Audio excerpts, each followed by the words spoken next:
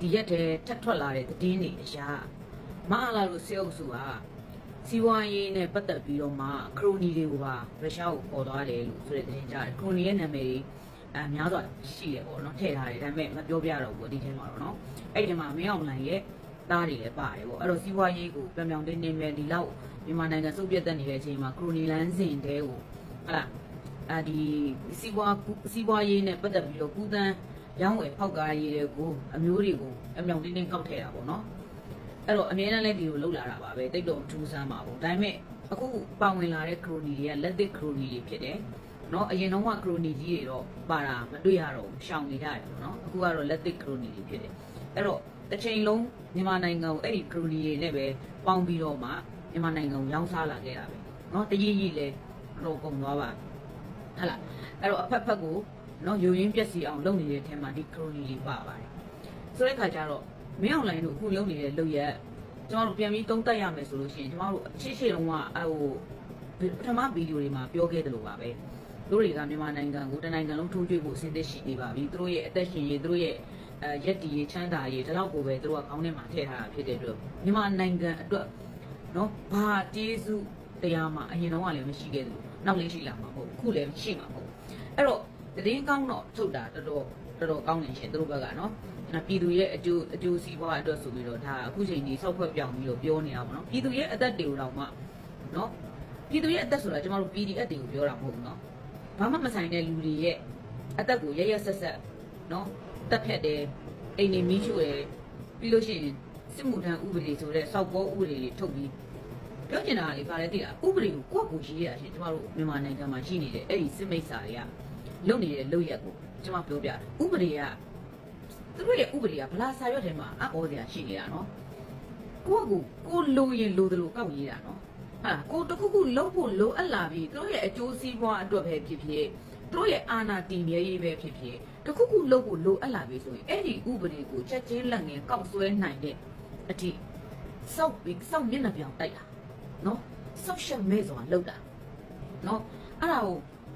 အပေးထောက်ခံနေတဲ့လူတွေလည်းရှိတကယ်တော့ဒီကောင်ကြီးအသက်ဆိုးရှိနေရတဲ့အကြောင်းရင်းကမြန်မာပြည်မှာရှိနေတဲ့သုံးစားလို့မရတဲ့လောက်ကောင်ကြီးနော်ချီးပိုးလို့ကောင်ကြီးကြောက်တယ်ဒီကောင်ကြီးအသက်ရှင်နေတာဖြစ်တယ်နော်အဲ့တော့ထားပါတော့ခရိုနီတွေဆိုတာကတော့သူတို့ရဲ့အကျိုးအမြတ်အတွက်သူတို့ရဲ့အသက်ကိုလည်းဟာလားမနှမျောဘူးဘာမှလည်းမကြောက်ဘူးနော်ငါတို့ရှိမှစွမ်းအားရှင်တွေရှိနေတယ်ဆိုတော့စိတ်တစ်ခုနဲ့ပြည်သူမျက်နှာကိုလည်းမကြည့်ဘူးလောက်တာကိုထားပါတော့အဲ့ဒီအောက်ကဘာမဟုတ်တဲ့လူတွေကအခုချိန်ကြီးမင်းအွန်လိုင်းနဲ့ပတ်သက်ပြီးတော့မင်းအွန်လိုင်းစစ်တပ်နဲ့ပတ်သက်ပြီးတော့လိုက်ပြီးတော့အခုချိန်ကြီးနော်အသေးခံပြီးတိုက်နေကြတာတွေ့ရတယ်နော်တေချာစဉ်းစားဖို့လိုတယ်ဆိုတဲ့အကြောင်းပြောတာပါအဲ့တော့မြန်မာပြည်ကတော့ဖြစ်ချင်သလိုတွေဖြစ်နေတာပါပဲဒီထက်ပိုပြီးတော့စိုးရတဲ့ဖြစ်ရက်တွေပဲကျွန်တော်တို့မြင်နေရမှာပဲနော်စစ်မှုထမ်းဥပဒေနဲ့ထုတ်ပြီးတော့ပြည်သူကိုလှုပ်ချင်လို့ခေါ်ချင်လို့ခေါ်ဆွဲချင်လို့ဆွဲနေတဲ့ချင်းတွေကိုလည်းကြည့်လိုက်ပါနော်နောက်တစ်ခုကအဲ့ဒီစစ်မှုထမ်းခေါ်တဲ့လူတွေဆိုလို့ရှိရင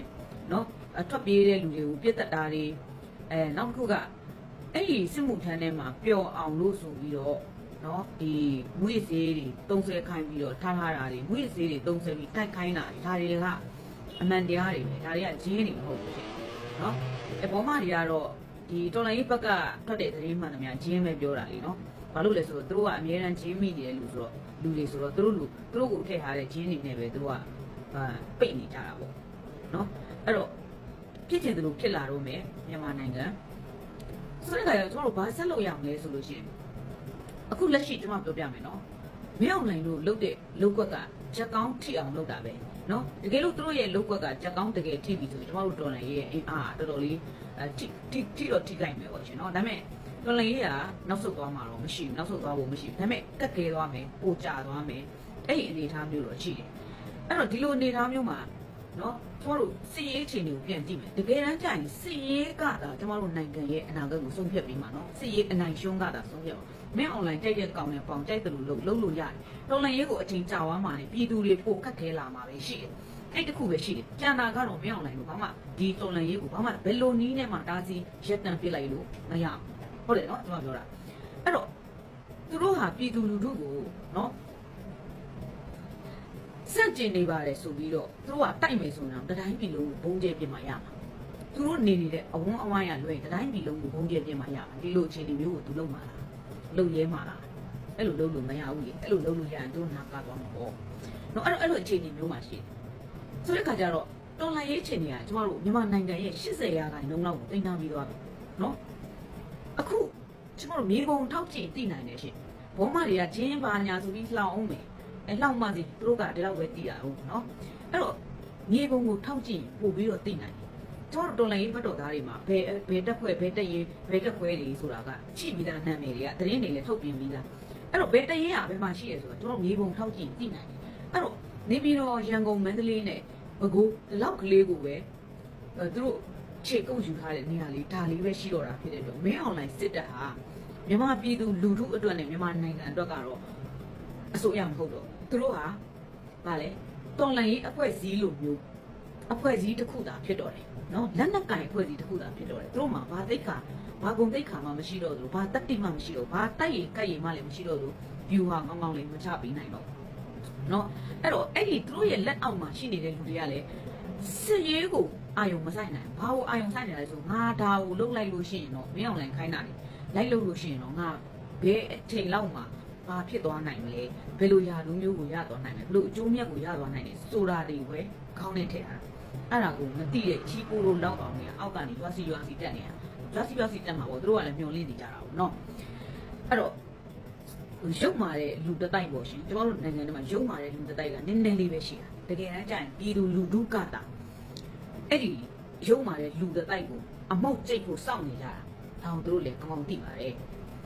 အဲ့တော့အဲ့ဒီလူတစုနည်းနည်းလေးကလှုပ်ချင်တယ်လို့လှုပ်တဲ့အချိန်တွေထိကျွန်တော်တို့စောင့်နေပါလား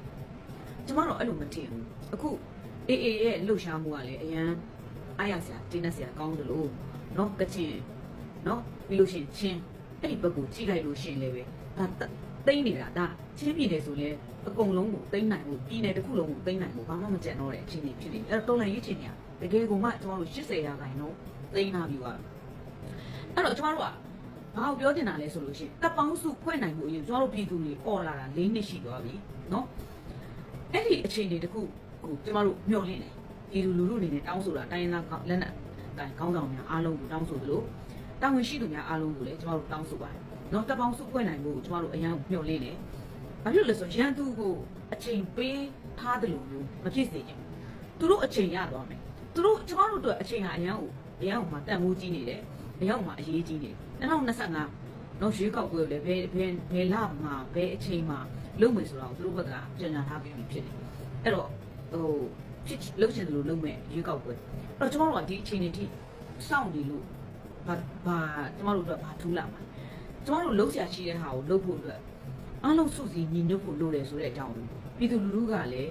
ဒီတာဝန်ရှိသူခေါင်းဆောင်တွေကိုဝိုင်းပြီးអော်ပေးကြပါတော်လှန်ရေးအချိန်ကအခုချိန်မှာကျွန်တော်တို့ကလုံးဝအသာစီးရနေတာတောက်လျှောက်လည်းအသာစီးရလာခဲ့တာဖြစ်တယ်